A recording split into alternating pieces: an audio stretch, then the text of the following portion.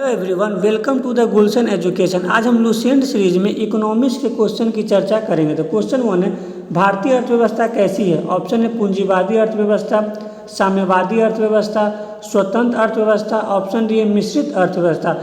तो भारतीय अर्थव्यवस्था मिश्रित अर्थव्यवस्था है और मिश्रित अर्थव्यवस्था में सरकारी एवं निजी क्षेत्र का सह-अस्तित्व होता है। वही पूंजीवाद अर्थव्यवस्था में निजी या व्यक्तिगत क्षेत्र का नियंत्रित होता है। साम्यवादी अर्थव्यवस्था में समाज का नियंत्रण होता है। नेक्स्ट क्वेश्चन है, मिश्रित अर्थव्यवस्था का क्या अभिप्राय है? ऑप्शन ए, अर्थव्यवस्था में कृषि और उद्योग दोनों को बढ़ावा देना।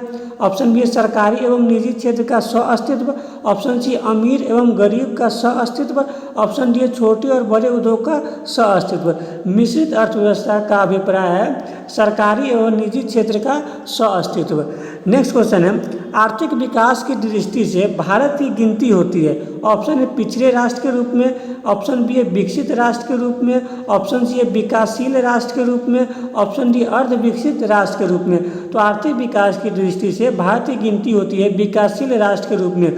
वही विकसित राष्ट्र के रूप में जाना जाता है अमेरिका, ऑस्ट्रेलिया, ब्रिटेन इत्यादि। नेक्स्ट क्वेश्चन है, भारतीय अर्थव्यवस्था का कौन सा क्षेत्र सकल राष्ट्रीय उत्पाद में सबसे अधिक योगदान करता है? ऑप्शन है प्राथमिक क्षेत्र, द्वितीयक क्षेत्र, तृतीयक क्षेत्र और सार्वजनिक क्षेत्र। तो प्राथमिक क्षेत्र के अंतर्गत कृषि संबंधी आते हैं। द्वितीयक क्षेत्र में उद्योग आते हैं। तृतीयक क्षेत्र में सेवाएं आते हैं, जैसे रेल सेवा, हवाई जहाज सेवा।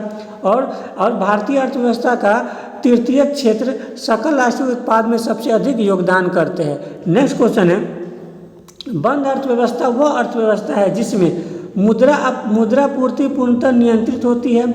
ऑप्शन बी, घाटे की वित्त व्यवस्था होती है। ऑप्शन सी, केवल निर्यात होता है। ऑप्शन डी, न तो निर्यात न ही आयात होता है। तो बंद अर्थव्यवस्था में न तो निर्यात होगा और न ही आयात होगा। निर्यात उसे कहते हैं जब किसी देश से अन्य देश को कोई सामान भेजा जाता है तो उसको निर्यात करना बोलता है। जब किसी अन्य देश से अपने देश में सामान लाया तो उसको आयात करना कहते हैं। नेक्स्ट क्वेश्चन है, ऐसी अर्थव्यवस्था को क्या कहते हैं जिसका विश्व में कोई संबंध नहीं होता? ऑप्शन है समाजवादी अर्थव्यवस्था। ऑप्शन बी, बंद अर्थव्यवस्था। ऑप्शन सी, मुक्त अर्थव्यवस्था। ऑप्शन डी, मिश्रित अर्थव्यवस्था। तो उसे बंद अर्थव्यवस्था ऐसी अर्थव्यवस्था जिसका शेष विश्व से कोई संबंध नहीं होता है। समाजवादी अर्थव्यवस्था में समाज का नियंत्रण होता है।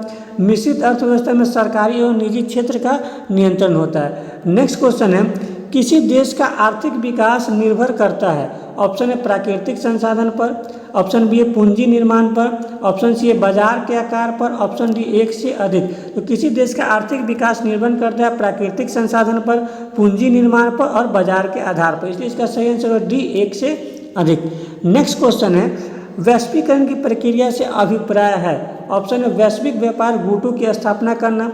ऑप्शन बी, अंतर्राष्ट्रीय व्यापार में बाधाओं को समाप्त करना। ऑप्शन सी, विश्व में एकल करेंसी लागू करना।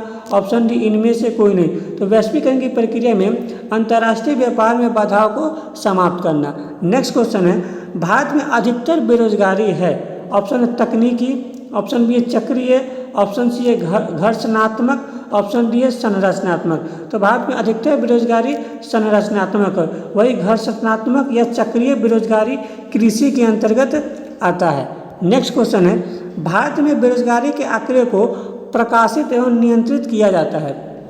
ऑप्शन है नीति आयोग। ऑप्शन ए वित्त आयोग। Option C NSSO। Option D UNO। तो भारत में बेरोजगारी के आंकड़े एकत्रित एवं प्रकाशित NSSO के द्वारा किया था, जिसका गठन 1951 में किया गया था। वही UNA का गठन दूसरे विश्व युद्ध के बाद 24 अक्टूबर 1945 को किया गया। वही नीति आयोग का गठन योजना आयोग को समाप्त कर 1 जनवरी 1915 को किया गया, जिसके अध्यक्ष प्रधानमंत्री होते हैं। और वित्त आयोग का गठन प्रत्येक 5 वर्ष पर राष्ट्रपति के द्वारा किया जाता है। नेक्स्ट क्वेश्चन है, भारत में बेरोजगारी का किस्म पाया जाता है? ऑप्शन है ग्रामीण अल्प बेरोजगारी। ऑप्शन बी चक्रीय बेरोजगारी। ऑप्शन सी संरचनात्मक बेरोजगारी। ऑप्शन डी, एक से अधिक। तो भारत में बेरोजगारी का किस्म है ग्रामीण अल्प बेरोजगारी, चक्रीय बेरोजगारी और संरचनात्मक बेरोजगारी। इसलिए इसका आंसर होगा डी, एक से अधिक। नेक्स्ट क्वेश्चन है, प्रच्छन्न बेरोजगारी का अर्थ होता है? ऑप्शन है काम करने के इच्छुक होना और काम न मिलना। ऑप्शन बी पूरे वर्ष भर प्रत्येक दिन काम न मिलना। ऑप्शन सी है आवश्यक से अधिक लोगों का कार्यरत होना। ऑप्शन डी इनमें से कोई नहीं। अगर किसी व्यक्ति को पूरे वर्ष भर प्रत्येक दिन काम नहीं मिलता तो उसको मौसमी बेरोजगारी कहा जाता है, उसको मौसमी बेरोजगारी कहा जाता है। वही प्रच्छन्न बेरोजगारी में आवश्यकता से अधिक लोगों का कार्यरत होना होता है। नेक्स्ट क्वेश्चन है वर्तमान समय में देश में किस प्रकार की बेरोजगारी की समस्या बहुत गंभीर है। ऑप्शन है ग्रामीण बेरोजगारी, ऑप्शन बी है शहरी बेरोजगारी, ऑप्शन सी है शिक्षित बेरोजगारी, ऑप्शन डी है खुली बेरोजगारी। तो वर्तमान समय में शिक्षित बेरोजगारी की समस्या बहुत गंभीर है।